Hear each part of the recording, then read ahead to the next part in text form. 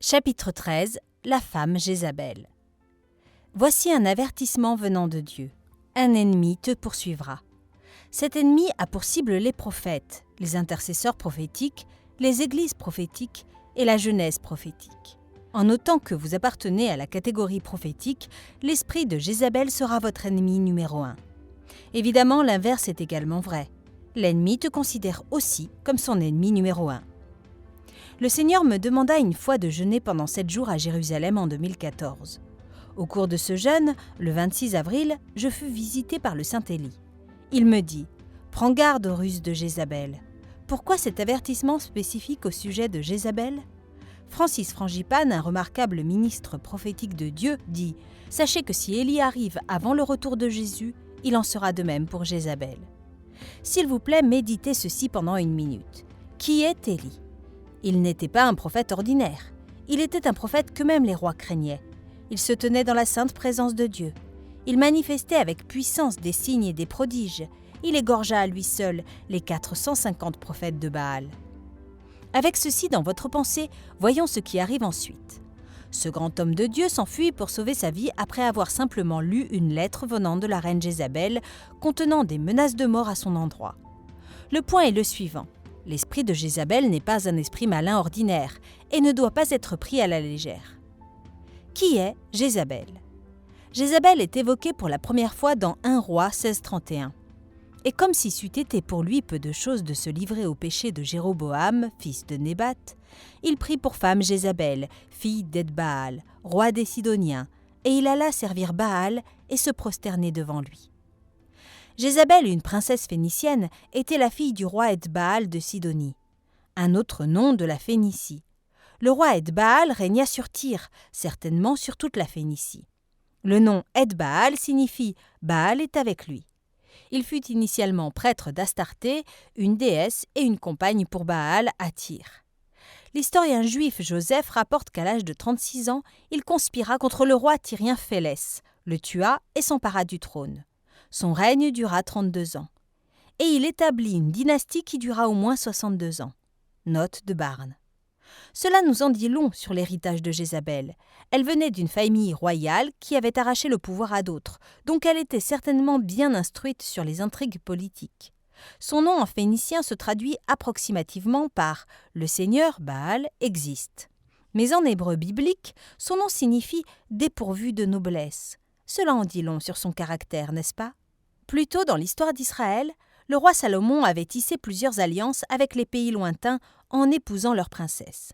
Le roi Akab ne tira pas instruction de cette erreur, une erreur qui conduisit Salomon dans l'idolâtrie. Au lieu de cela, le roi Akab épousa Jézabel, et celle-ci le fit tomber dans l'adoration de Baal. Baal était le dieu cananéen le plus populaire. Le roi Akab et la reine Jézabel régnèrent pendant 22 ans, 874-853 avant Jésus-Christ. Ensemble, ils tentèrent de transformer Israël en une nation païenne dévouée à Baal et à Astarté, qui sont des divinités sidoniennes. Manuel biblique de Holman. À quel point l'esprit de Jézabel est-il menaçant ? Le dictionnaire biblique Easton dit « Jézabel a marqué son nom dans l'histoire comme la représentante de tout ce qui est astucieux, malin, méchant, revanchard et cruel. Elle apparaît comme la première instigatrice de la persécution des saints de Dieu.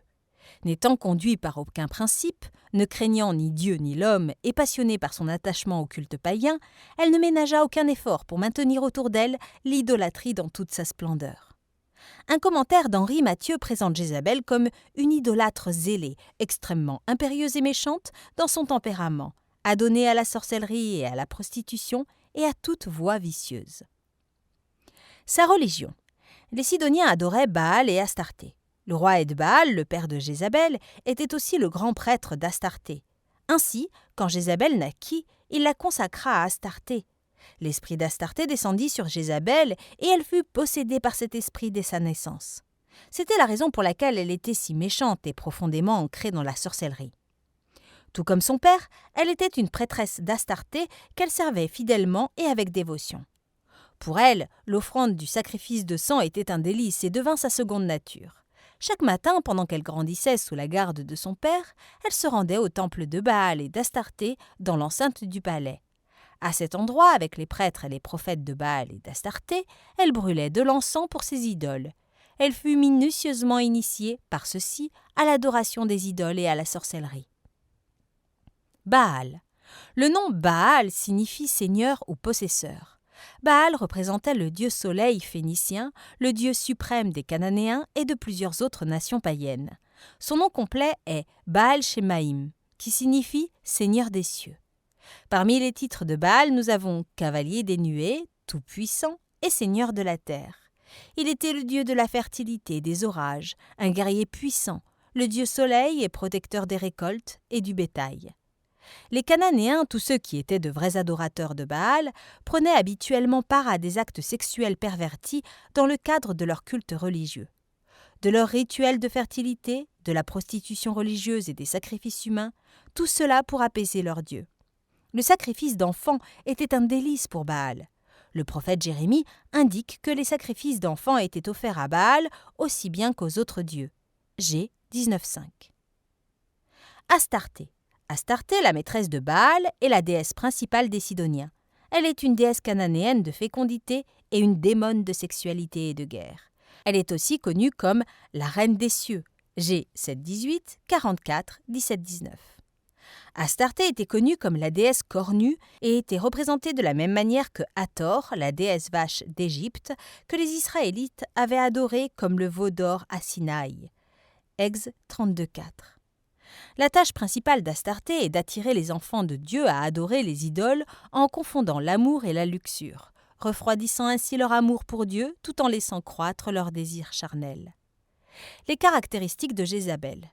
La reine Jézabel était très rusée, mais elle utilisa son intelligence à des fins maléfiques. Elle avait une grande influence sur son mari et l'avait corrompu aussi bien moralement que spirituellement, les amenant tous deux à leur ruine.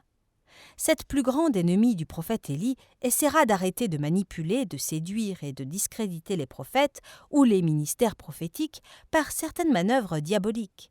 La génération prophétique des derniers temps devra soit vaincre ou échouer devant cet esprit intemporel lorsqu'elle se lèvera pour confronter les Akab et les Hérodes de ces derniers temps.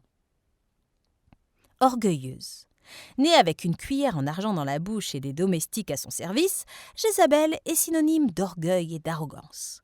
Par sa nature orgueilleuse, arrogante et autoritaire, elle força son mari le roi Akab, bien qu'étant un homme craignant Dieu à l'origine, à aller vers les dieux païens cananéens et à pousser tout Israël à les adorer. 1 R 21-25. Son orgueil était manifeste lorsqu'elle menaça le prophète Élie en ces termes. « Que les dieux me traitent dans toute leur rigueur si demain, à cette heure, je ne fais pas de ta vie ce que tu as fait de la vie de chacun d'eux. » Les prophètes de Baal exécutés.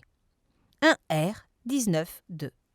Lorsque le roi Akab fut attristé du refus de Naboth de lui céder sa vigne, elle se vanta avec fierté en ces termes. « Je te donnerai la vigne de Naboth, de Jizréel. » 1 R 21-7. Elle démontra son caractère dominateur et orgueilleux en promettant de donner ce qui ne lui appartenait pas. Elle usurpa l'autorité du roi et écrivit sans sa permission des lettres aux anciens de Jizréel en utilisant le nom du roi et en scellant les lettres de son sceau royal. Pendant les 12 années de règne de Joram, fils qu'elle enfanta à Akab, elle prit le titre de reine-mère et continua à tisser ses toiles politiques. 2 R 10-13. Qu'est-ce qu'une reine-mère ? Une reine-mère est une reine douairière, qui est la mère du monarque au pouvoir, ou mère impératrice dans le cas d'un empire. De cette façon, la reine Jézabel continua à exercer son pouvoir et son contrôle sur tout Israël, même après la mort du roi Akab. En 2012, le Seigneur m'appela à jeûner pendant 3 jours en Israël durant la saison de Rosh Hashanah. Je passais toute la journée dans un hôtel à Tel Aviv dans la prière, prenant seulement 1 heure de pause dans la soirée pour le dîner. Je ne regardais pas la télévision pendant les 2 premiers jours du jeûne. La télécommande de la télévision était toujours sur le rebord, à côté du lit. Je ne l'avais même pas touchée.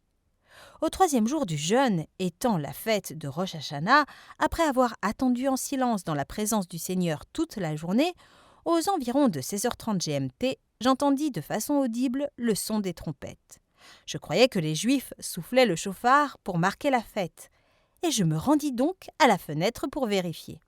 Mais l'atmosphère dehors était si calme que l'on pouvait entendre les mouches voler. Quand je me rassis, j'entendis encore de manière distincte le son des trompettes. Je m'humiliai devant l'Éternel pour le remercier de m'avoir permis d'entendre les trompettes sonner dans le ciel. Peu de temps après, lorsque j'ouvris ma Bible pour vérifier quelques versets, quelque chose d'inexplicable arriva. La télévision s'alluma soudainement. J'étais choquée et je fixais la télévision avec étonnement. Au début, je pensais avoir accidentellement touché la télécommande, mais lorsque je regardais autour de moi, elle était toujours sur le rebord, à côté du lit. Comment ceci était-il arrivé ? M'étais-je demandé. De manière inopinée, une femme splendide, en esprit bien sûr, apparut dans la chambre d'hôtel, passa devant la télévision et s'assit sur la chaise en face de moi. Cet esprit avait mis la télévision en marche pour annoncer son arrivée. Je reconnus cette femme comme étant Astarté. Elle avait un air d'arrogance et de supériorité. Elle s'assit sur la chaise et tendit sa jambe droite vers moi, en poussant son pied près de mon visage comme pour dire « baise mes pieds et honore-moi ». Pendant les minutes qui suivirent, elle parla d'une manière orgueilleuse et arrogante qui me rappela la manière dont Lucifer parla à Dieu après sa chute. S. 14, 12-14. Et aussi la manière dont la reine Jézabel s'exprimait. L'une des ruses de l'ennemi dans ces temps de la fin sera les ouvriers de faux signes, de faux prodiges et de fausses expériences spirituelles. Tout comme les magiciens d'Égypte imitèrent les miracles du prophète Moïse, la génération prophétique des derniers temps s'opposera à ces faux ouvriers. La véritable expérience spirituelle est basée sur la vérité, qui est la parole de Dieu. Dans les derniers temps, les croyants devront avoir le caractère de l'agneau de Dieu. Cela veut dire qu'ils doivent être doux, humbles, soumis et prêts à suivre, prêts à être conduits et guidés par le Père. L'orgueil est le fruit des fausses expériences et rencontres spirituelles. L'arrogance, le mensonge et la prétention sont le fruit de l'orgueil. Cela est une autre œuvre de Jézabel. Elle avait 850 faux prophètes sous son commandement qui voyaient divinement dans le monde spirituel et prophétisaient. Jézabel est l'image de faux signes, de faux prodiges, de la magie, la sorcellerie, et de fausses révélations. Elle cherchera toujours à amener les vrais prophètes sous son contrôle. Séductrice. 2 Rois 9, 22, 30, 31. 22. Dès que Joram vit Jéhu, il lui dit « Est-ce la paix, Jéhu ?» Jéhu lui répondit « Quoi, la paix ? Tant que durent les prostitutions de Jézabel, ta mère, et la multitude de ses sortilèges. » 30. Jéhu entra dans Jizréel. Jézabel, l'ayant appris, mit du fard à ses yeux, se para la tête et regarda par la fenêtre. 31. Comme Jéhu franchissait la porte, elle dit « Est-ce la paix, nouveau Zimri, assassin de son maître ?» La reine Jézabel est une séductrice sensuelle. Elle va séduire une personne sexuellement et même gagner certains avantages en se prostituant.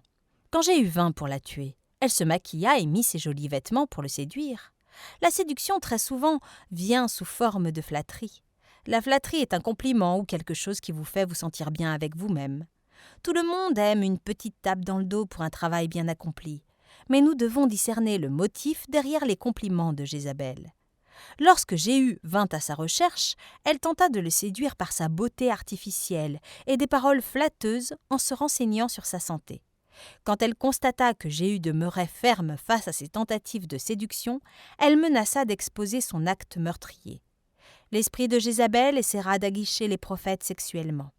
Si elle parvient à vous conduire à commettre le péché du sexe, cela entraînera les 3 éléments ci-dessous.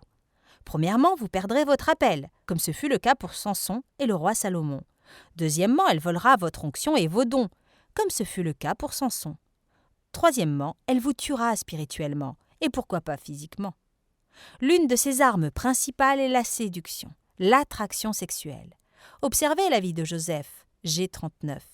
Il arriva dans la maison de Potiphar comme esclave. Et Potiphar était l'un des capitaines de Pharaon les plus importants et de confiance. Il était le chef de la garde rapprochée de Pharaon. Joseph était son meilleur esclave de confiance. L'esprit d'Astarté voulait éliminer Joseph, ayant reconnu qu'il serait le libérateur de sa famille. Ainsi cet esprit séduisit et enchaîna la femme de Potiphar dans le but d'attirer Joseph dans une escapade sexuelle, qui le disqualifierait pour accomplir l'appel prophétique de Dieu sur sa vie. Faiseuse d'eunuques. Jézabel est une séductrice qui réduit les hommes à l'esclavage. Une fois qu'elle parvient à vous faire chuter, vous devenez un eunuque. Et lorsque vous devenez un eunuque, vous êtes sous son emprise. Le mot eunuque en hébreu se traduit par karik, ce qui signifie homme castré et gardien de la chambre à coucher stérilisé. On trouvait les eunuques souvent dans les maisons royales, particulièrement comme gardiens des femmes, Est 2.3, chargés des soins des concubines des rois, Est 2, 14-15, et ceux qui travaillaient dans les chambres à coucher des femmes. Les eunuques sont autorisés à travailler dans la chambre à coucher des femmes en raison du fait qu'ils avaient avant tout été émasculés. Nous savons aussi qu'il y avait des eunuques dans la maison de Jézabel, 2 R 9, 32. La reine Esther avait un préposé personnel qui était un eunuque, Est 4, 5. Il y avait même des eunuques au service des rois, G 38, 7, Da 1, 3. Comme ce fut le cas des 7 eunuques qui étaient au service du roi Assuérus, Est 1, 10. Certains eunuques, comme l'eunuque éthiopien à qui Philippe prêcha l'Évangile et plus tard le baptisa dans l'eau, servaient la reine à une position très élevée en tant que ministre des Finances. Ac 8, 27. En tant que chambellan, les eunuques de la reine Jézabel étaient autorisés à avoir un accès sans restriction à sa demeure privée, y compris sa chambre. Parmi leurs nombreuses fonctions, ces eunuques satisfaisaient aussi sexuellement la reine Jézabel, avide de plaisirs sensuels. Dès qu'une personne est castrée, elle ne peut plus procréer. S 56.3. De ce fait, ils la satisfaisaient charnellement avec des actes sexuels contre nature. Ces hommes étaient manipulés, incapables de résister aux ruses et au pouvoir de Jézabel. La reine Jézabel utilisait les eunuques pour les postes suivants. Premièrement, serviteurs pour véhiculer des messages, effectuer les commissions, livrer les lettres et les invitations et répandre les rumeurs. Deuxièmement, agents et délégués officiellement agréés. Troisièmement, étudiants à plein temps dans l'école de Jézabel. Quatrièmement, serviteurs réquisitionnés pour assouvir même les plus insignifiants désirs. Cinquièmement, opérateurs de collecte d'informations vitales dans le but de maintenir son contrôle et son influence. Pendant que je priais, le 6 septembre 2017, le Saint-Élie me visita et me dit « Jézabel va susciter une armée d'eunuques dans ces derniers jours, tout comme elle le fit au cours de sa vie terrestre. Ces eunuques sont les homosexuels qui adorent Baal et Astarté, le dieu et la déesse de l'immoralité, du pouvoir et de la sorcellerie. Ces eunuques sont positionnés dans les gouvernements par leur position d'autorité. Ils chercheront à exercer leur influence afin d'introduire le culte de Baal partout dans le monde. Ils adopteront des lois pour légitimer l'adoration des faux dieux. La génération prophétique des derniers jours devra confronter des peuples et des gouvernements impies comme je l'ai fait. Voilà pourquoi Dieu m'enverra afin de remplir de puissance les jeunes et les ministres sanctifiés avec l'esprit d'audace pour confronter les mauvais régimes avec la parole venant de la bouche du Dieu saint et pour démontrer la puissance de Dieu. La génération prophétique des derniers jours doit apprendre à se séparer du monde, à mener une vie isolée comme je l'ai fait. Soyez sensés, affectionnez-vous aux choses d'en haut. Voici, le Dieu d'Élie vient bientôt avec furie et puissance dans le monde pour libérer l'Église. Les ruses de Jézabel. Le 4 mars 2014, pendant qu'on survolait l'Australie par avion, j'entendis une voix comme le tonnerre, celle de Dieu le Père, disant « Prends garde aux ruses et aux pièges de Jézabel ». Quelques mois plus tard, j'entendis ces mêmes paroles d'avertissement d'Élie lui-même, le prophète qui avait dû constamment lutter contre elle durant son ministère terrestre. Qu'est-ce qu'une ruse ? Une ruse est un procédé ingénieux que des personnes, particulièrement les femmes, utilisent pour persuader d'autres personnes à entreprendre quelque chose. Les tactiques de la reine Jézabel, c'est-à-dire la manière dont elle opérait au temps du prophète Élie, seront les mêmes que l'esprit méchant de Jézabel utilisera dans les derniers jours. Analysons de plus près certaines de ces ruses. Grande manipulatrice, 1 Roi 21, 25-6. 25. Il n'y a eu personne qui se soit vendu comme Akab pour faire ce qui est mal aux yeux de l'Éternel, et Jézabel, sa femme, l'y incitait. 26. Il a agi de la manière la plus abominable, en allant après les idoles comme le faisaient les Amoréens que l'Éternel chassa devant les enfants d'Israël. Le mot « excité » au verset 25 en hébreu est « sot », qui signifie « piquer », c'est-à-dire stimuler, séduire, attirer, émouvoir, persuader, provoquer, enlever, allumer, stimuler, emporter. Soot dérive du mot chaït qui signifie déchet ou broussailles, c'est-à-dire la croissance sauvage des mauvaises herbes ou des bruyères, comme si cela avait été disposé sur le sol, les épines. Cela signifie que la reine Jézabel avait la capacité d'utiliser des paroles séductrices qui allaient stimuler les personnes jusqu'à ce qu'elles passent à l'action. Elle influença remarquablement, voire même par la force, le roi Akab à travers sa manipulation persuasive pour qu'il serve ses dieux cananéens et fasse également de Baal et d'Astarté les dieux autorisés en Israël, remplaçant ainsi Jéhovah, l'Éternel Dieu. 1 R 16, 31-33. Criminel. 1 Roi 18-4. 4. Et lorsque Jézabel extermina les prophètes de l'Éternel, Abdias prit 100 prophètes qu'il cacha 50 par 50 dans une caverne où il les avait nourris de pain et d'eau. La reine Jézabel organisa et publia un édit pour tuer les vrais prophètes de l'Éternel Dieu dans le but d'éradiquer du territoire d'Israël l'adoration de Yahvé Dieu. Une fois de plus, cet esprit meurtrier, qui est la combinaison d'Astarté et Jézabel, va orchestrer l'exécution de la génération prophétique des derniers temps. Da 7.21, Ap 12.17, 13.7, ainsi que celle de 2 témoins, Ap 11.7. Conspiratrice rusée. Le roi Akab voulait absolument posséder la vigne de Naboth qui se trouvait près de son palais. Akab proposa à Naboth de l'échanger contre une vigne meilleure. Il était disposé à payer à Naboth le montant d'argent requis par lui. Mais Naboth déclina cette offre apparemment généreuse du roi en lui faisant savoir que sa vigne était un héritage familial. Le roi Akab fut profondément attristé et contrarié. Quand la reine Jézabel vit la tristesse et la bouderie de son époux, elle lui dit de ne pas se tracasser et lui promit qu'elle s'occuperait personnellement de l'affaire et lui donnera la vigne sur un plateau d'argent. Elle falsifia des lettres, prétendument écrites par le roi Akab lui-même, qu'elle scella du sceau d'Akab. Dans ces lettres, elle invita les anciens et les magistrats de la contrée sous prétexte de jeûne et de prière. Naboth assista également à cette rencontre. La reine Jézabel, sournoisement, mit 2 vauriens en face de Naboth pour l'accuser d'avoir maudit Dieu et le roi devant toute l'assemblée. Lorsque Naboth fut rendu coupable de trahison et de blasphème, les anciens le prirent et le menèrent hors de la ville, puis l'exécutèrent. Son plan réussit, et Naboth fut lapidé à mort. Après la mort de Naboth, la reine Jézabel annonça joyeusement à son mari qu'il pouvait prendre possession de la vigne qu'il désirait tant. 1 R 21, 1-16.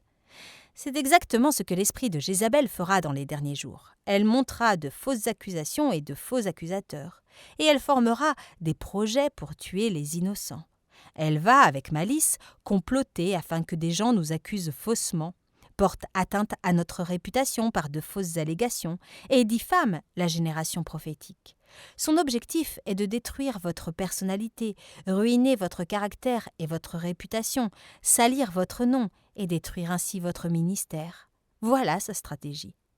Les critiques, les dénigrements, les commérages, les calomnies, les médisances, de tels actes réalisés sous différentes formes, que ce soit en personne, par des lettres anonymes ou sur les différentes plateformes des réseaux sociaux, sont le fruit de l'esprit de Jézabel. Sorcière. 2 Rois 9, 22. 22. Dès que Joram vit Jéhu, il dit « Est-ce la paix, Jéhu ?» Jéhu lui répondit « Quoi, la paix ? Tant que durent les prostitutions de Jézabel, ta mère, et la multitude de ses sortilèges ?» La reine Jézabel, prêtresse de Baal et d'Astarté, pratiquait également la sorcellerie. Voilà pourquoi elle avait 850 prophètes à sa charge. Toute la nation d'Israël était devenue un temple de sorcellerie. Le mot hébreu pour sorcellerie est « keshef », ce qui signifie enchantement ou sorcellerie. Merriam-Webster définit la sorcellerie comme la pratique de la magie ou de l'enchantement, la communication avec un esprit familier. L'enchantement est défini comme l'usage de pouvoirs magiques obtenus par le biais des esprits malins. La reine Jézabel elle-même était influencée par Astarté et pratiquait la sorcellerie, enchantement, contre ses ennemis.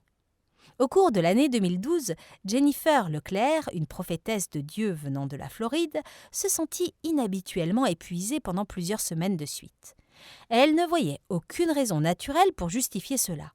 Elle se nourrissait bien, buvait assez d'eau, faisait beaucoup d'exercices et, bien évidemment, dormait suffisamment. Toutefois, elle se sentait tellement épuisée après s'être levée le matin qu'elle retournait directement se coucher pour 2 ou plusieurs heures de plus après avoir accompagné sa fille à l'école.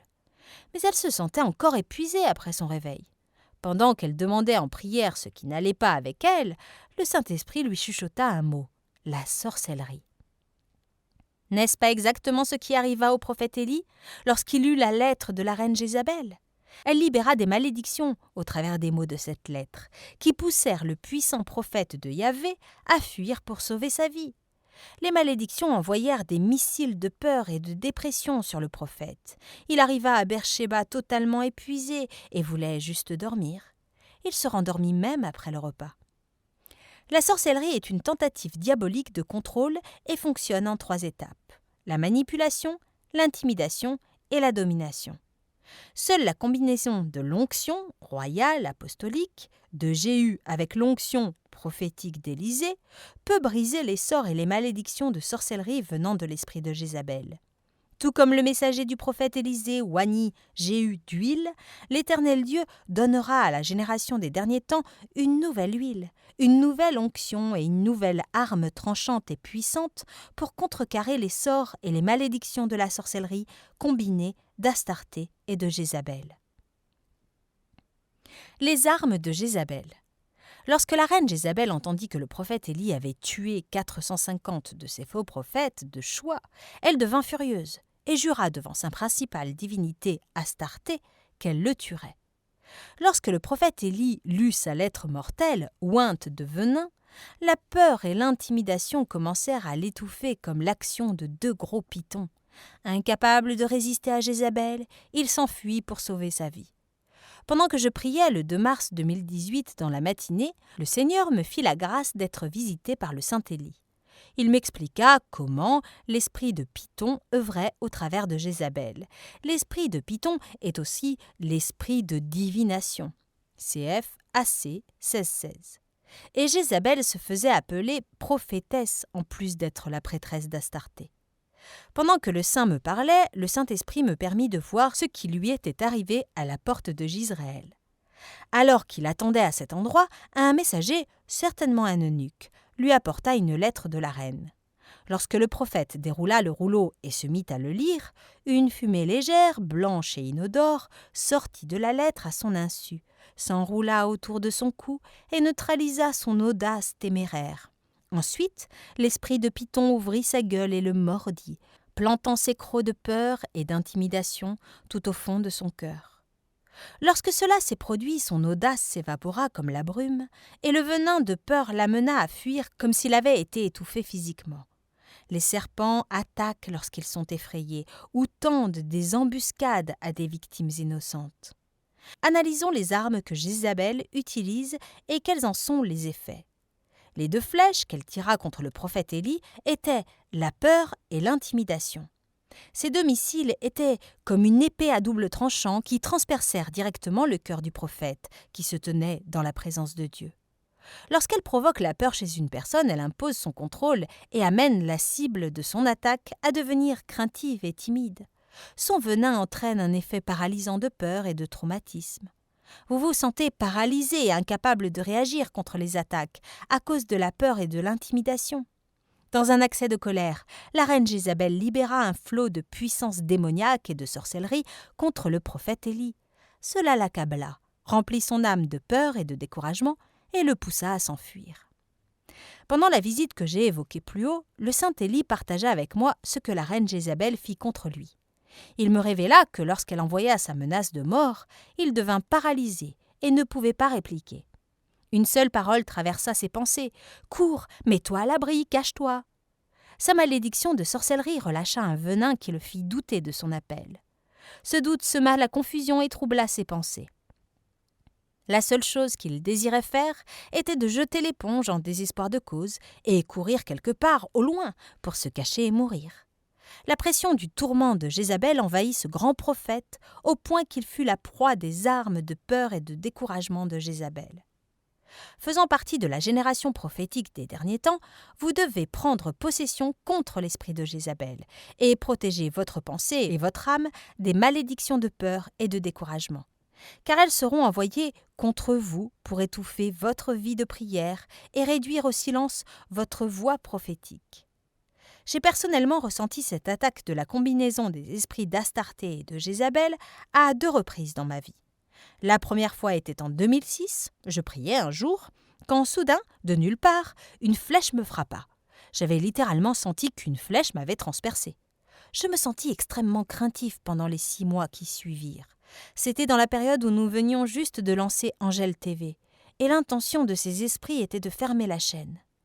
Je n'avais partagé avec personne ce qui m'était arrivé. Je me sentis tellement craintif que je me demandais si j'étais la personne désignée pour accomplir cette grande œuvre. 6 mois plus tard, pendant que je priais un jour, je sentis une chaîne autour de moi être brisée. Je réalisais alors que le Seigneur avait permis que cela arrive afin que j'aie une idée de la puissance des esprits d'Astarté et de Jézabel. Ne sous-estimez jamais la puissance du malin. La seconde et la plus féroce attaque eut lieu en mai 2013. Je fis un jeûne de 7 jours pour le ministère. Chaque jour, tôt le matin, je me rendais à mon bureau pour prier et sanctifier tout le bureau avant que le personnel n'arrive. Le 7e jour, après avoir prié, je me rendis à mon bureau. Pendant que j'attendais une tasse de thé, je décidai de répondre à des courriels en attente.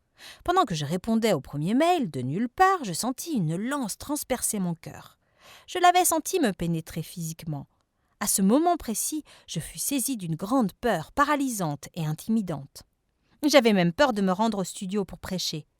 Des pensées de peur et d'angoisse envahissaient ma tête, me disant que Dieu m'avait abandonné, que j'avais perdu l'onction et que j'étais maintenant condamnée pour l'enfer. Cette peur me tourmenta pendant plus de 6 mois. Un jour, je pleurais amèrement devant Dieu, lui demanda de me montrer quel était le problème. Pendant 9 mois, je criais à Dieu, je me sentais désillusionnée, j'avais perdu tout intérêt pour la nourriture et j'étais incapable de trouver la paix. Un jour, une téléspectatrice de Angel TV m'envoya un courriel. La jeune fille m'écrivit en ces termes. « Cher oncle, je ne sais pas pourquoi je vous envoie cet article, mais j'ai été fortement poussée par le Saint-Esprit à vous l'envoyer. » J'ouvris la pièce jointe et je vis un article intitulé « Les 30 caractéristiques de l'esprit de Jézabel ». Lorsque je lus l'article à ma profonde stupéfaction, je me rendis compte qu'un certain homme de Dieu, en qui je faisais grandement confiance, opérait pendant tout ce temps sous la combinaison des puissances d'Astarté et de Jézabel. J'ai reproduit ci-dessous cet article instructif et révélateur de Steve Sanson, extrait de « Combattre Jézabel, discerner et vaincre l'esprit de manipulation ». Voici les caractéristiques de l'esprit de Jézabel opérant au travers d'une personne.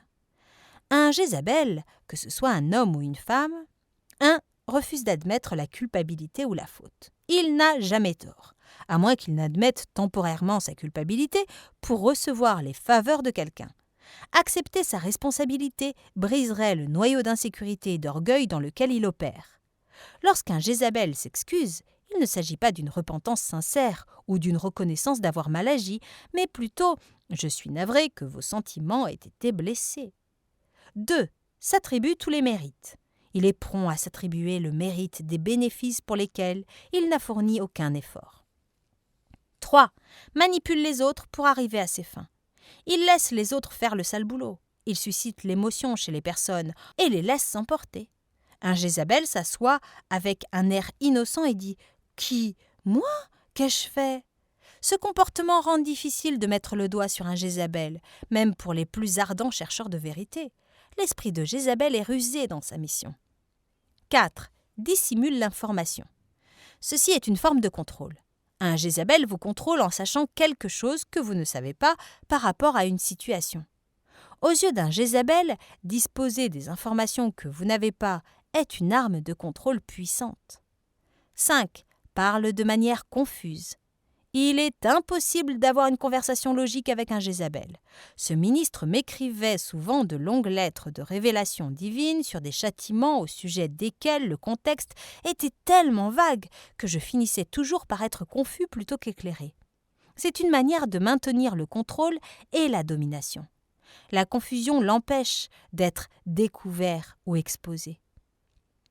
6. Se porte volontaire pour tout. Un Jézabel se rend bénévole pour établir son contrôle.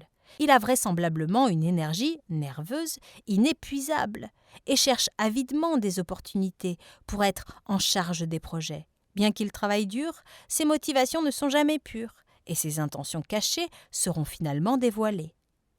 7. Ment. Un Jézabel ment de manière convaincante. Personne ne peut mentir aussi bien que lui. Il peut user de charme en vous faisant croire toute chose. Il ment à toute personne qu'il vient à peine de rencontrer, tandis que ceux qui ont été victimes de ces tactiques demeurent impuissantes. Le fait qu'un Jézabel puisse vous regarder dans les yeux et mentir montre combien cet esprit rebelle et récalcitrant est fort et intransigeant. 8. Ignore les gens. L'un des stratagèmes classiques d'une personne contrôlante est de vous ignorer quand vous êtes en désaccord avec lui. Cette tactique est fréquemment utilisée par les dirigeants lorsque quelqu'un n'est pas en accord avec leur plan. Ils isolent cette personne en l'ignorant. Cela met la personne en dehors de la grâce du dirigeant et force celle-ci soit à se rallier à la manière de penser du dirigeant ou à être indéfiniment ignorée. 9. Ne montre jamais de reconnaissance ni de gratitude. Un Jézabel reconnaît rarement les actions d'une autre personne. Même celles qui se sont avérées être bénéfiques pour ce Jézabel, il est incapable de dire merci ou de reconnaître que quelqu'un d'autre a posé une bonne action. Il y a des gens qui ont fait des pieds et des mains pour bénir un Jézabel en étant des instruments de don. Cependant, il n'y aura jamais un merci pour eux. Cela établit une fois de plus la personne contrôlante en position de force. 10. Critique tout le monde. Il veut être celui qui paraît juste et spirituel, alors qu'il s'empresse de critiquer sévèrement quiconque et tout le monde. Le fait de critiquer les autres élève la personne contrôlante dans son mental. 11. Fait tout pour garder une longueur d'avance sur les autres. Un individu ayant l'esprit de Jézabel va toujours mettre l'autre personne au second plan. Il se sent menacé par tout individu qui essaye d'attirer les feux de la rampe sur lui ou par quiconque constituerait une menace pour son pouvoir ou son contrôle. Lorsque vous êtes en présence d'un tel individu et que vous parlez de vos réalisations ou victoires, vous pouvez être sûr qu'il vous fera rapidement part d'une chose qu'il a accomplie. 12. Séquestre l'information. Un Jézabel aime être en contrôle de l'information. Lorsqu'une information paraît importante, il fera tout pour être le premier à la connaître. Il semble savoir tout sur tout le monde. Là où il obtient toutes ces informations dépasse l'entendement. Mais il peut vous donner d'énormes quantités d'informations détaillées sur la vie et les actions d'autrui. 13. Utilise l'information. Un Jézabel tire profit de l'information pour exercer son pouvoir et partage ensuite des bribes d'informations avec vous, souvent des choses qui lui ont été dites confidentiellement. Cela lui donne un sentiment de pouvoir, jusqu'au point d'essayer d'impressionner les gens en sachant des choses que d'autres ne savent pas. 14. Parle sans arrêt.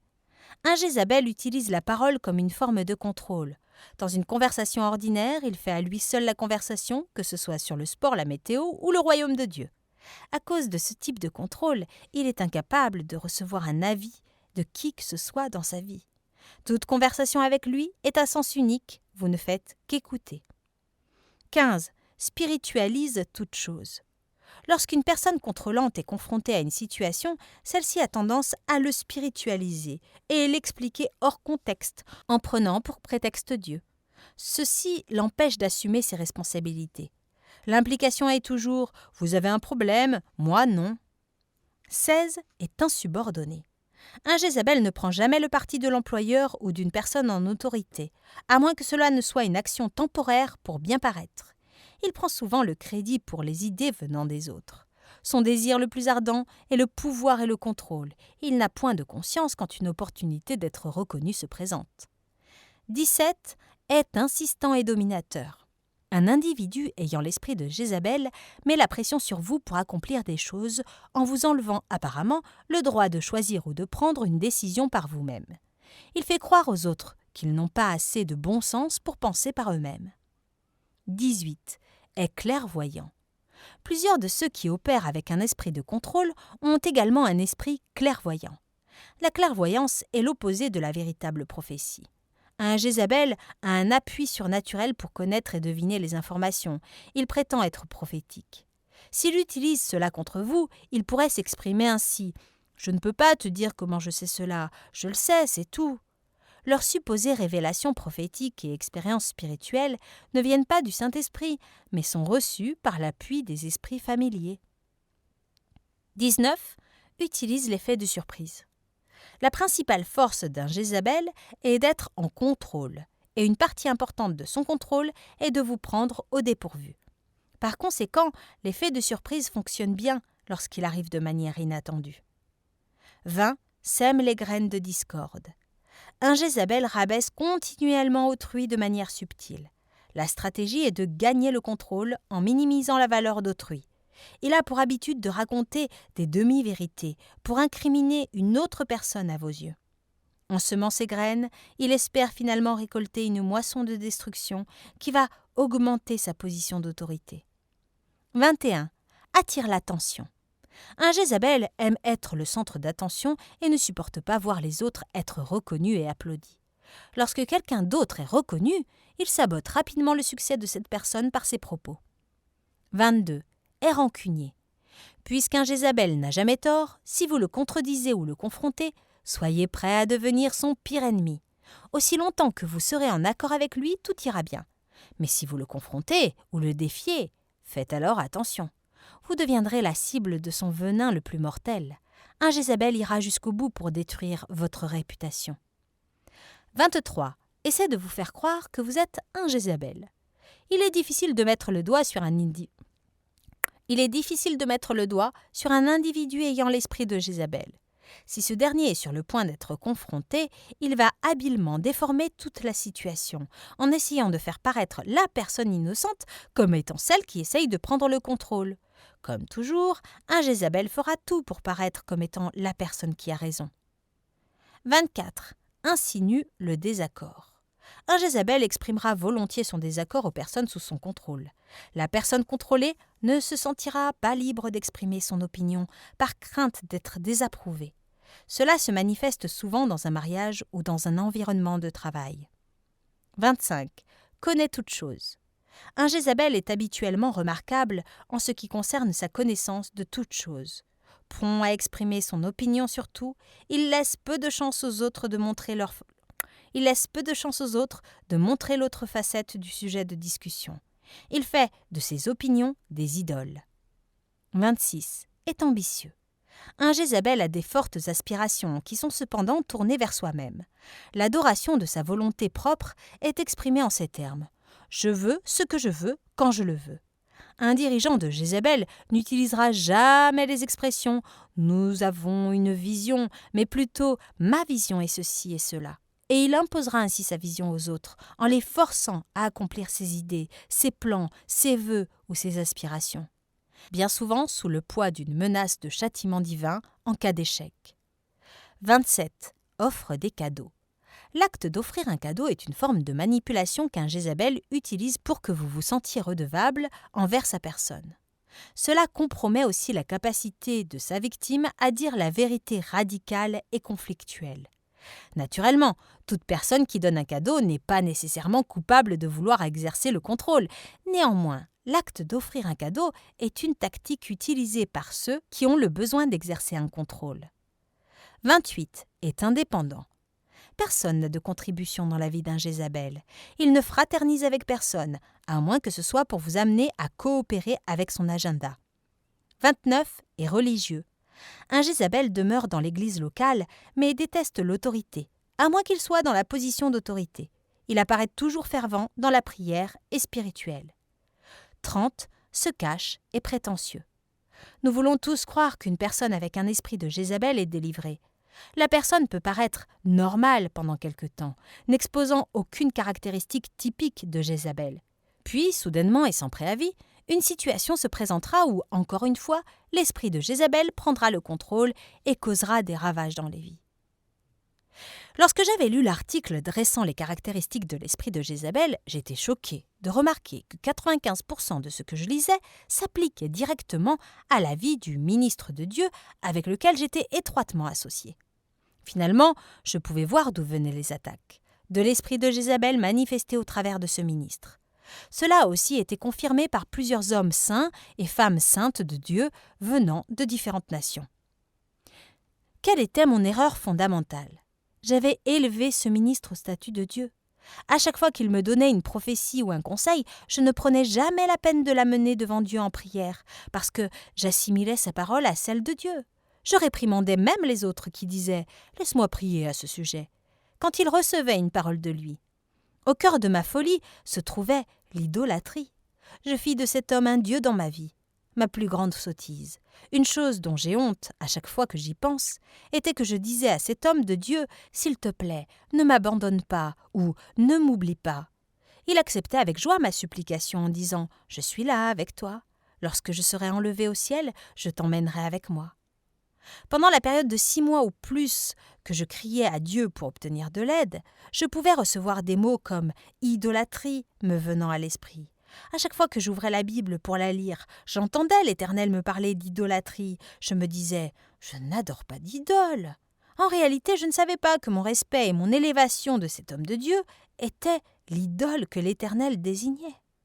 Comme l'Éternel Dieu essaya de réveiller le prophète Élie de la confusion et de la léthargie dans lesquelles il s'était plongé, ainsi l'Éternel, dans son grand amour, essaya d'ouvrir mes yeux afin de voir le python, lequel existait sous la forme de l'homme de Dieu jézabélique qui m'étranglait. À 3 reprises, Dieu essaya de me réveiller et de me retirer de cette emprise. La première fois, l'Éternel me parla directement sur ce que je devais faire pour sortir de cette situation contrôlée par Jézabel.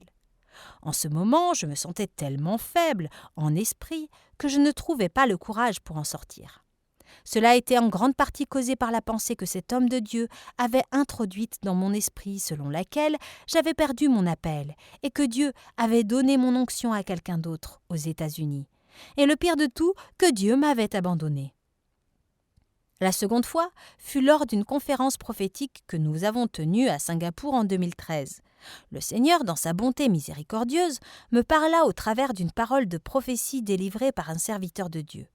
Ce ministre, que je connaissais à peine, donna une parole authentique sur ce que je vivais.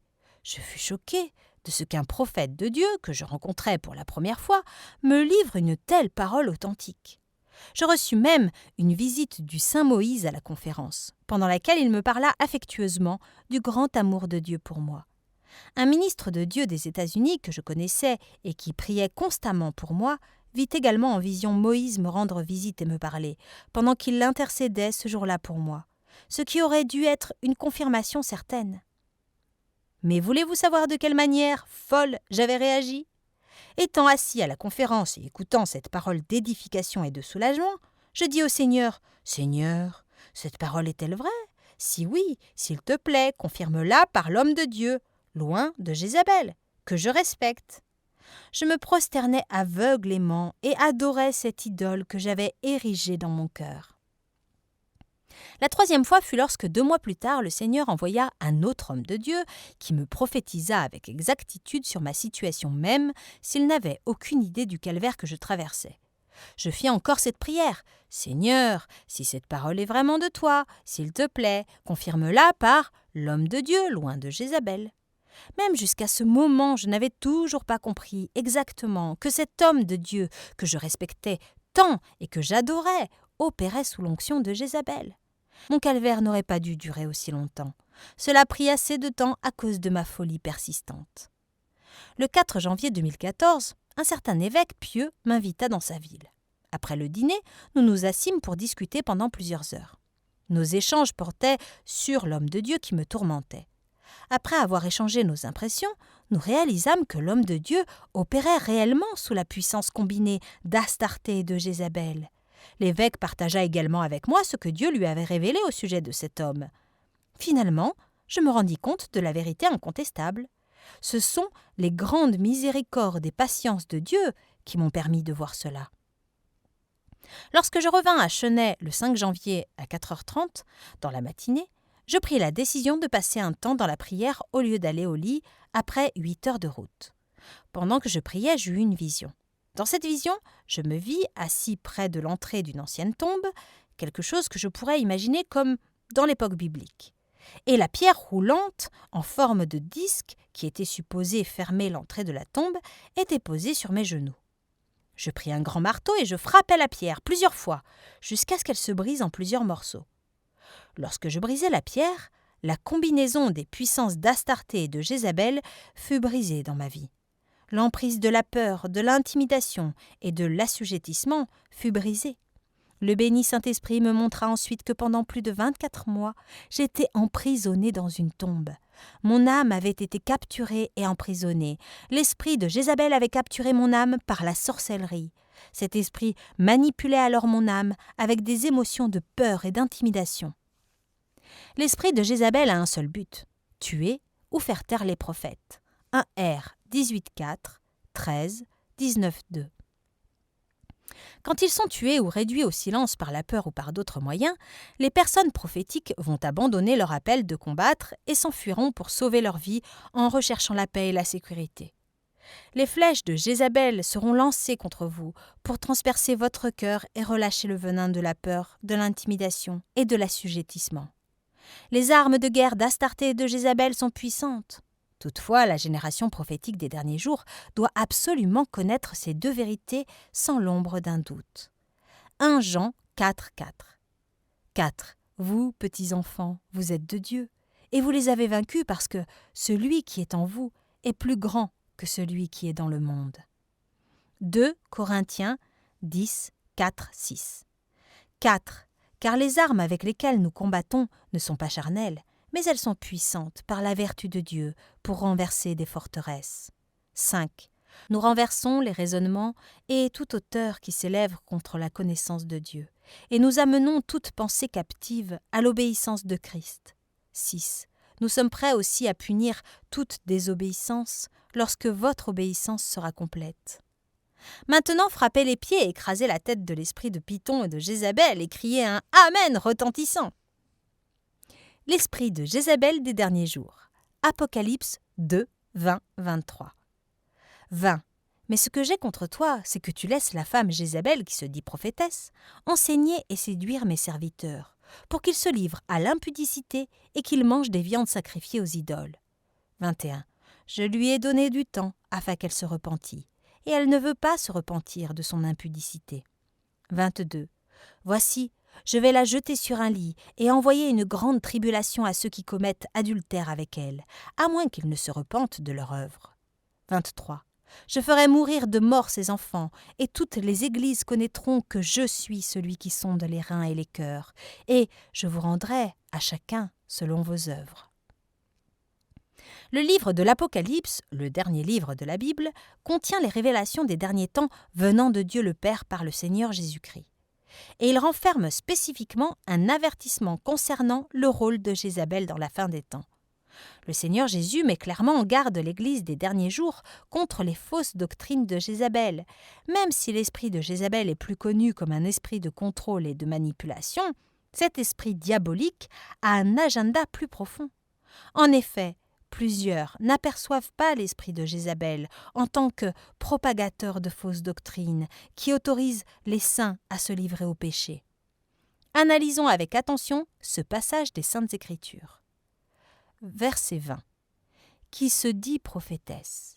C'est de cette manière qu'elle se fait appeler, mais elle n'est ni appelée de Dieu, ni envoyée de Dieu. Se vantant d'être une prophétesse, elle va bien évidemment prophétiser et prétendre avoir eu des visions et des songes, des expériences spirituelles et même des révélations de Dieu.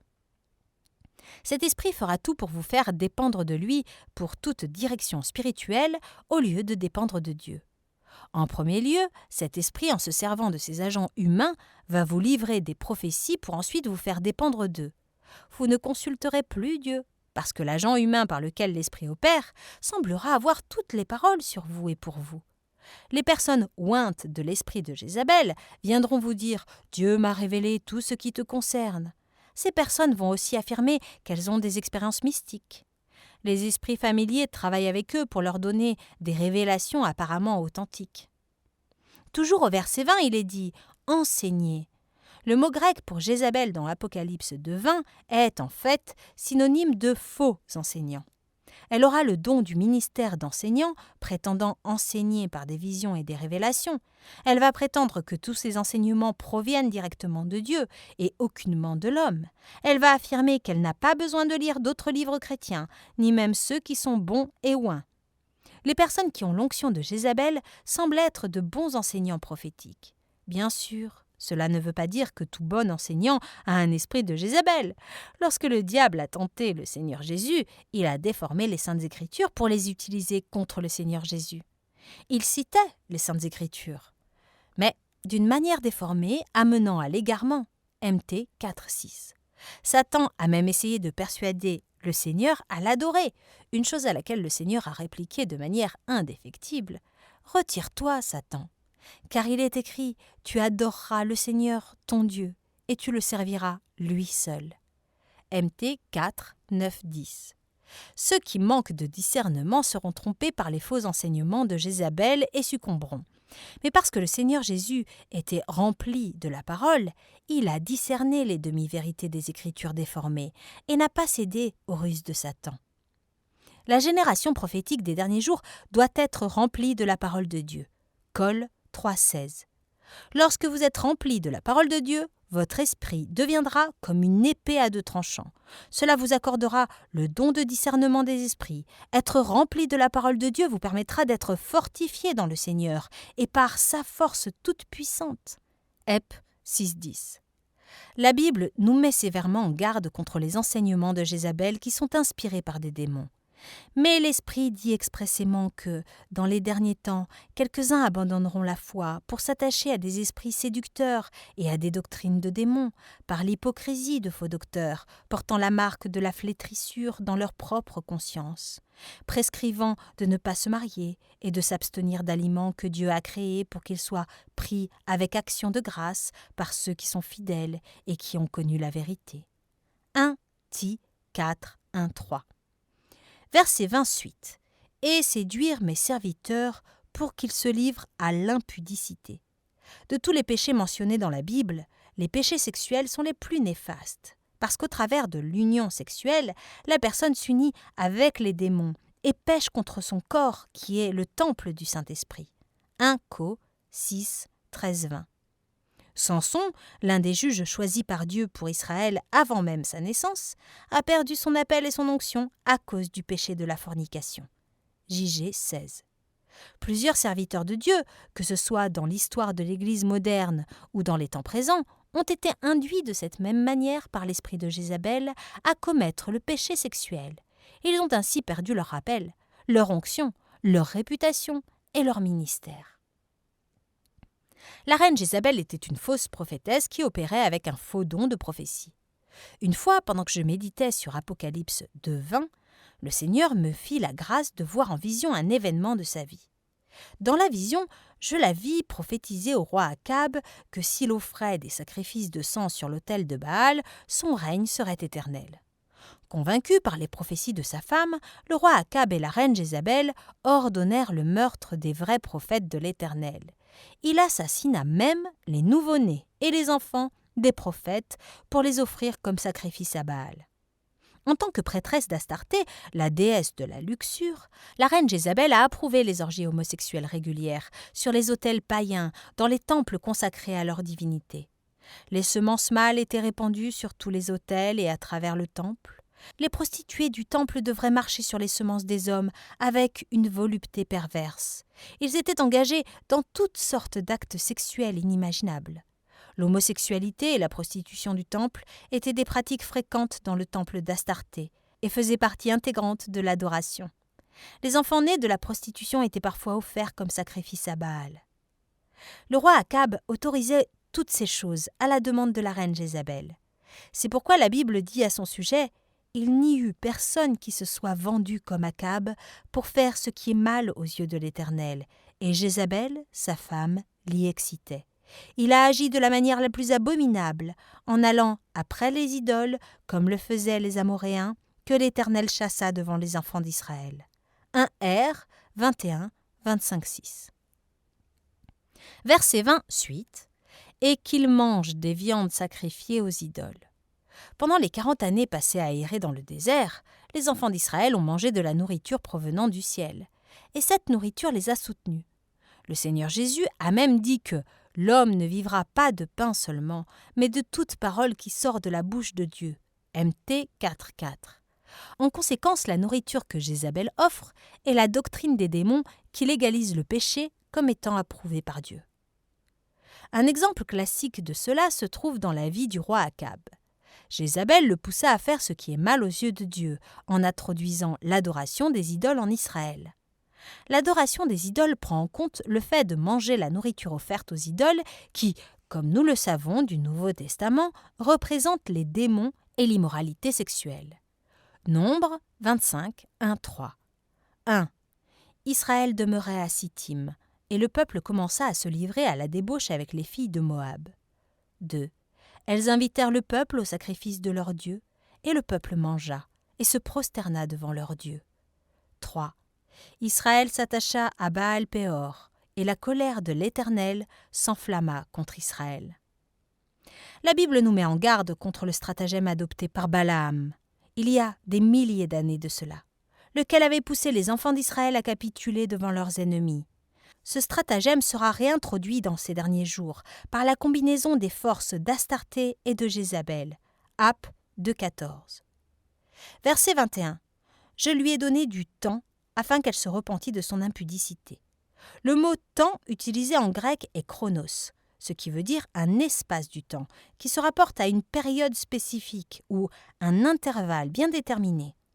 Le Seigneur, dans sa bonté et sa grande miséricorde, lui a accordé un laps de temps précis afin qu'elle se repente de son impudicité. Mais elle ne l'a point fait. De très anciens récits traduisent de la manière suivante. Et elle ne désirait pas se repentir afin de sortir de sa fornication. Jamieson, Fawcett, Brown Commentary. Versets 22-23. Les faux prophètes, les faux enseignants et les faux serviteurs qui opèrent avec l'esprit de Jézabel seront mis à mort, tout comme la reine Jézabel elle-même, ainsi que le roi Akab et ses fils. 1R 18-40, 2R 10, 6-7, 24-25. Verset 24. L'esprit de Jézabel tire son fondement et sa puissance des profondeurs de Satan. La combinaison Jézabel-Astarté. Dans ces derniers temps, Jézabel et sa mère Astarté vont unir leurs forces et combattront la génération prophétique des derniers temps qui se compose de prophètes, d'enfants prophétiques, de jeunes prophétiques, de serviteurs prophétiques, d'intercesseurs prophétiques et d'églises prophétiques. Nous n'allons pas juste avoir affaire à un esprit, mais à deux esprits combinés, Astarté et Jézabel. Cette combinaison va engendrer une avalanche de faux enseignements et de débauches sexuelles obscènes, même dans l'Église. Toutes les formes de style de vie homosexuel promues par la communauté GLBTT, gays, lesbiens, bisexuels, transsexuels et transgendéristes, seront adoptées comme un standard légitime de sainteté par les dirigeants de la fausse Église babylonienne. Au nom de la paix et de l'œcuménisme, les faux enseignements religieux seront promus et coexisteront avec la vérité, ce qui représente la fornication spirituelle dans l'Église. Pendant les jours du prophète Élie, la reine Jézabel tua tous les vrais prophètes de Dieu. Cependant, l'esprit de Jézabel, dans la fin des temps, au lieu de tuer la génération prophétique des derniers temps, les forcera à commettre la fornication spirituelle en mélangeant la vérité avec mensonges démoniaques. Une nouvelle race de clergés endoctrinés par les démons se lèvera et enseignera à partir d'autres livres religieux considérés comme des écrits inspirés et équivalents à la Sainte Bible. Au lieu de servir la chair et le sang du Seigneur Jésus sous la forme du pain et du vin, comme la Sainte Seine, ces agents du diable feront sortir des profondeurs de Satan la viande sacrifiée aux idoles pour servir ceux qui vont à l'Église. Ces derniers apprendront à chanter des cantiques provenant des religions étrangères et à prononcer les noms de dieux étrangers mêlés aux hymnes traditionnels et des cantiques chrétiennes. L'épée d'Élie sera donnée à la génération prophétique des derniers temps pour tuer ces faux ouvriers de Dieu et les chasser hors du temple de Dieu. Comme le Seigneur Jésus l'a fait, le temple de Dieu, qui est la vraie Église, doit être purifié avant que le roi de gloire ne puisse répandre la pluie de l'arrière-saison pour la moisson des derniers jours. De même, Dieu n'attendra pas éternellement pour répandre ses jugements sur ceux qui refusent de se repentir de couler dans l'esprit de Jézabel. En revanche, ceux qui refusent de tolérer cet esprit seront récompensés par lui dans cette vie. Je peux vous dire ceci par expérience. Si vous refusez de vous soumettre à Jézabel, peu importe ce que cela vous coûte, Dieu vous récompensera, du moins en partie, même maintenant. En ce qui concerne les faux enseignements de Jézabel, feu David Wilkerson dit dans un article qu'il avait écrit en 1988 « Je veux dire sans équivoque qu'il est dangereux de se reposer sur des mauvais enseignements. La fausse doctrine peut vous condamner plus rapidement que toutes les convoitises et péchés de la chair. Les faux prédicateurs et faux enseignants envoient plus de personnes en enfer que tous les revendeurs de drogue, proxénètes et prostituées. Ce n'est pas une exagération, je le crois. Les multitudes de chrétiens aveugles et égarés sont en train de chanter et louer le Seigneur dans les églises, tout en étant esclaves de la fausse doctrine. Des milliers sont éduqués par des enseignants qui répandent la doctrine des démons et qui sortent en disant « N'était-ce pas merveilleux ?» La protection contre Jézabel. Pendant que je priais à Jérusalem le 21 juin 2017, le Saint Élie me visita en esprit et dit « Prends garde aux ruses de Jézabel. Elle viendra pour séduire les prophètes. Sa puissance est dans ses paroles. Comme le serpent, elle relâche des flèches empoisonnées à travers ses paroles, lesquelles peuvent piéger une personne. Soyez sur vos gardes contre cela, tout comme notre Seigneur Jésus l'a fait. Il n'a pas écouté la parole de Satan. Au contraire, il a contrecarré la parole du diable avec la parole de Dieu. C'est une clé pour avoir la victoire. Comment pouvons-nous nous protéger contre l'assaut de l'esprit de Jézabel qui viendra sous la forme d'épaisses ténèbres ? 1. Cachez-vous en Dieu, dans sa force toute puissante et à l'ombre de ses ailes. PS 91, 1. Nous pouvons nous cacher en demeurant et en se reposant en Dieu. Le Dieu qui a protégé le prophète Élie des yeux meurtriers du roi Akab, de sa femme, la reine Jézabel, et des soldats du roi, est plus que capable de nous protéger si nous demeurons continuellement en lui. 2. Préservez votre corps de l'impureté sexuelle. 1 Th 4.3. À cet égard, ayez pour modèle le jeune Joseph. Il s'est gardé de toutes les avances sexuelles quotidiennes de la femme de son maître. G 39. Et souvenez-vous de Samson comme un avertissement devant vous, comme un individu qui devint prisonnier de Jézabel à cause de sa luxure incontrôlée. JG 16. Les jeunes gens non mariés doivent préserver leur virginité jusqu'au jour du mariage. Ne laissez pas Jézabel vous séduire et vous entraîner dans les relations sexuelles avant le mariage. Même si vous êtes fortement tenté, ne tombez pas dans ce piège. Si vous tombez, l'esprit de Jézabel cherchera à contrôler votre corps au moyen de vos pensées. Elle va ensuite injecter son venin dans votre vie mentale et fertiliser votre mental par des pensées impures. 3. Demeurez ferme et veillez sur vos pensées. MT 5, 28. Préservez vos pensées des imaginations vaines et impures, que vos pensées soient pleines de la parole de Dieu et de sa présence. 4. Ne tolérez pas l'esprit de Jézabel, peu importe la forme qu'il prend. Ap 2, 20. Ne soyez ni passifs ni démembrés devant elle. Soyez audacieux comme Jéhu. Là où le prophète Élie a échoué, Jéhu a triomphé et a été victorieux. Le prophète a manqué de se rendre au palais de la reine Jézabel pour l'exterminer, mais il s'est plutôt arrêté aux portes de Jizréel. 1 R 1846. Jéhu, au contraire, a franchi les portes de la ville et s'est rendu dans l'enceinte du palais jusqu'à la fenêtre de sa chambre. 2 R 9 30 31. Jéhu, se souvenant de la prophétie d'Élie au sujet de la reine Jézabel, 1 R 21-23, ne fut pas séduit par ses flatteries, mais il ordonna aux eunuques de la jeter au sol. Jéhu libéra les eunuques. Ces derniers libérés célébrèrent leur liberté retrouvée en jetant violemment du haut de la fenêtre leur maîtresse, la personne qui avait sexuellement abusé d'eux pour assouvir ses fantaisies perverses. La reine Jézabel tomba la tête la première sur le pavé en bas. Sa tête fut brisée et son corps fut fracassé. Son sang rejaillit sur la muraille du palais. Après un petit repas de victoire, il sembla à Jéhu que, aussi méchante qu'elle fût, elle mérite quand même un enterrement décent, parce qu'elle était fille de roi. Cependant, quand il envoya des personnes pour l'ensevelir, il arriva que les chiens de la ville avaient déjà dévoré sa chair, ne laissant que le crâne, les pieds et les paumes de la main. 2 R 9 34-37. Dans une vision, je vis des anges du Seigneur ordonner aux chiens de dévorer la chair de Jézabel, afin que la parole de Dieu annoncée par le prophète Élie s'accomplisse. Mais pourquoi une fin aussi violente et horrible ? Parce que c'est ce qu'elle fit au saint prophète de Dieu. La colère de Dieu et sa vengeance contre elle étaient si fortes que son corps fut physiquement détruit, de telle sorte qu'aucun mémorial ne put être érigé en son honneur. 2 R 9,37.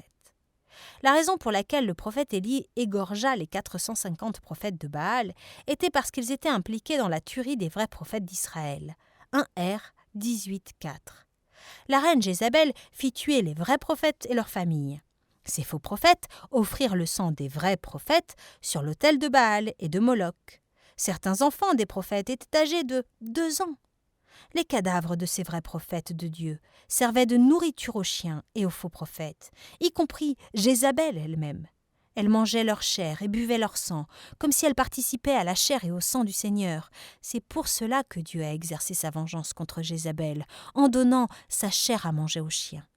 De cette même manière, le corps d'Astarté sera dévoré dans le cadre du jugement final de Dieu. Aph 18,8. 5. Retenez ce que vous avez. Aph 2,25. Il s'agit du conseil du Seigneur Jésus. En d'autres termes, ne succombez pas aux faux enseignements prophétiques de Jézabel. Ne soyez pas trompés par elle. 6. Revêtez-vous de la vraie sainteté. Ep 4,24. Revêtez-vous des armes de la lumière en vous revêtant de la vraie sainteté. Ro 13,12. Cela vous, guerriers du royaume de lumière, séparera des guerriers du royaume des ténèbres. 7. Vainquez Jézabel. Aph 2,26. Le Seigneur Jésus vous conseille et s'attend à ce que vous triomphiez de l'esprit de Jézabel. Comment pouvez-vous triompher ? Tout comme il y aura une combinaison de 2 des plus méchants esprits, Astarté et Jézabel, de même, il y aura la combinaison de 2 forces spéciales de Dieu. Dieu avait demandé au prophète Élie d'oindre Hazaël pour roi de Syrie, Jéhu pour roi d'Israël et Élisée comme prophète pour poursuivre sa mission. 1 R 19, 15, 16. Cependant, le prophète Élie n'avait oint qu'Élisée. Les 2 autres personnes avaient été ointes pour roi par le prophète Élisée. 2 R 8, 12, 13, 9, 1, 3. Jéhu avait l'onction royale et Élisée avait l'onction prophétique. Jéhu avait, littéralement, pour mission venant de Dieu, d'exécuter le jugement contre la reine Jézabel. Jéhu et Élisée avaient joint leurs forces pour vaincre Jézabel. Le 19 décembre 2006, je vis une vision. Dans cette vision, je me vis debout hors de la chambre dans une maison. Dans cette chambre, je vis Astarté sur une civière et un certain prophète de Dieu qui essayait en même temps de l'attacher avec une corde et de la maîtriser en poussant vers le bas ses épaules avec les mains. Astarté se débattait violemment pour se libérer. L'homme de Dieu essayait de la maintenir, mais il n'y arrivait pas seul. Quand je vis tout cela, je dis à l'homme de Dieu, « Mon frère, tu n'y arriveras pas seul. Nous allons combattre ensemble, Astarté. Laisse-moi t'aider. » Sur ces mots, je me joignis à lui en tenant ses jambes avec force et aidant ainsi l'homme de Dieu à nouer le dernier nœud autour de son cou.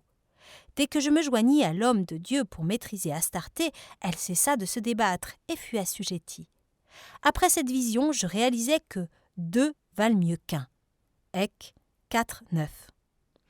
Lorsque le prophète Élie fut enlevé au ciel, son manteau vint sur le prophète Élisée, lui accordant une double portion de la puissance. De cette même manière, dans la vision, un prophète ne pouvait vaincre Astarté seul, il fallait 2 prophètes. Pour cette raison, Dieu va envoyer le reste de la génération prophétique des derniers jours 2 à 2 pour vaincre les œuvres combinées d'Astarté et de Jézabel. La guerre des derniers jours ne peut pas être menée par un seul ministre, ou par un seul ministère, ou encore par une seule Église. Elle peut uniquement être menée par la force combinée de tout le reste de l'armée prophétique de Dieu. La génération prophétique des derniers temps a besoin autant de l'onction royale, c'est-à-dire l'autorité apostolique, que de l'onction prophétique, qui est le feu pour vaincre la combinaison des esprits d'Astarté et de Jézabel. Le conseil d'Élie. Le 26 avril 2014, pendant que je priais dans la nuit à Jérusalem, le saint Élie me visita en esprit dans ma chambre d'hôtel. Quand le saint se présenta, l'esprit mauvais de Jézabel apparut, se tenant à la porte de la chambre et essayant d'entrer. Élie étendit sa main pour l'empêcher de faire un pas de plus, elle siffla sur lui comme un serpent. Ce fut à ce moment-là que j'aperçus sa forme. Elle ressemblait à un serpent depuis sa taille jusqu'en bas et se tordait comme un serpent. Le saint Élie me dit alors « Là où j'ai échoué, la génération des derniers jours ne doit pas échouer, mais elle doit triompher de Jézabel. » Je fus extrêmement surpris d'entendre ces propos. Là où j'ai échoué. Je me demandais comment le prophète Élie pourrait-il échouer. Il est le super-héros des prophètes. Ne tenant pas compte de mes pensées, le saint poursuivit en disant « Là où j'ai échoué, la génération prophétique des derniers jours ne doit pas échouer. L'esprit de Jézabel se lèvera une fois de plus pour combattre cette génération prophétique. Cet esprit n'attaquera pas une autre catégorie de personnes. Sa cible sera exclusivement les prophètes, les intercesseurs prophétiques, les églises et les ministères prophétiques. » Il continua à me révéler plus de détails au sujet de cet esprit méchant. « Prenez garde à Jézabel. Elle cherche à manipuler par la peur et l'intimidation. C'est ce qu'elle me fit, et elle continue de le faire contre tous les prophètes. Lorsqu'elle nous neutralise par la menace et l'intimidation, nous devenons craintifs et timides. Son venin produit un effet paralysant de peur et de traumatisme. Au lieu de nous lever pour combattre avec audace, nous voulons nous enfuir et nous cacher. Elle nous pousse à douter de notre appel. Dieu essaya de me réveiller pour achever mon appel, 1 R 19.9. Mais je ne pouvais pas voir cela à cause de l'effet paralysant de la peur et de l'intimidation. Son but est soit d'exterminer radicalement les prophètes, ou de les neutraliser par la peur, afin qu'ils renoncent à leur appel de combattre contre elle, et qu'ils s'enfuient pour préserver leur vie et leur sécurité. Pendant tout le temps que le saint passa à me parler, je pouvais voir l'esprit de Jézabel se tordre et siffler avec colère sur le fait qu'elle soit exposée. Toutefois, le saint Élie poursuivit. Dans les derniers jours, elle va unir ses forces à celles de sa mère, Astarté, pour combattre fortement l'armée prophétique de la fin des temps. Réfugiez-vous en Dieu et en sa force toute puissante. Gardez-vous de toute impureté sexuelle. Elle cherchera à contrôler votre corps au travers de vos pensées, en y injectant son venin. Protégez et veillez sur vos pensées, qu'elles soient remplies de la parole et de la présence de Dieu. Je suis aussi avec toi. Je vais t'enseigner comment la combattre. Je vais t'exposer ses faiblesses et sa nudité. Un prophète qui se tient avec audace devant Dieu constitue sa faiblesse, car elle ne peut pas contrôler une telle personne. Elle ne sera pas capable de pénétrer dans une telle personne. Un serpent ne peut pas mordre une armure épaisse en métal.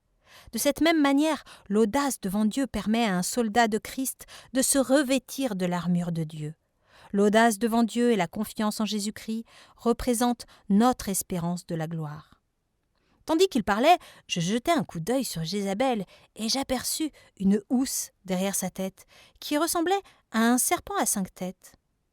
Le saint dit alors « Ces 5 têtes représentent ces 5 venins qui sont la peur, l'intimidation, les menaces, les mensonges et la manipulation. Elle crache son venin aux victimes sans méfiance. Son but est la domination en vue de faire de ses victimes des eunuques serviles. Elle exige de la soumission et de l'adoration. Son désir est de manipuler, de dominer et d'exercer le contrôle. Le saint poursuivit, se revêtir de la vraie sainteté et l'armure de lumière qui séparera les guerriers des derniers jours du royaume des ténèbres.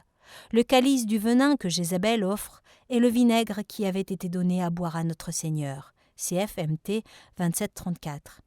Il s'agit d'une fausse croix sans les épines ni les souffrances, un évangile de paix dépourvu du royaume de sainteté, un évangile de fausse sécurité en notre propre justice.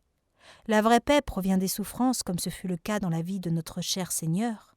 Apprenez à vous tenir ferme dans les souffrances comme notre Seigneur l'a fait et comme l'ont fait les prophètes avant vous. Nous devons avoir une obéissance et autodiscipline ferme pour vaincre Jézabel. L'adversité des prophètes des derniers jours sera semblable à celle du temps de Jézabel. Jézabel, la femme, a besoin de chevaucher Akab, la bête, qui est la base du pouvoir.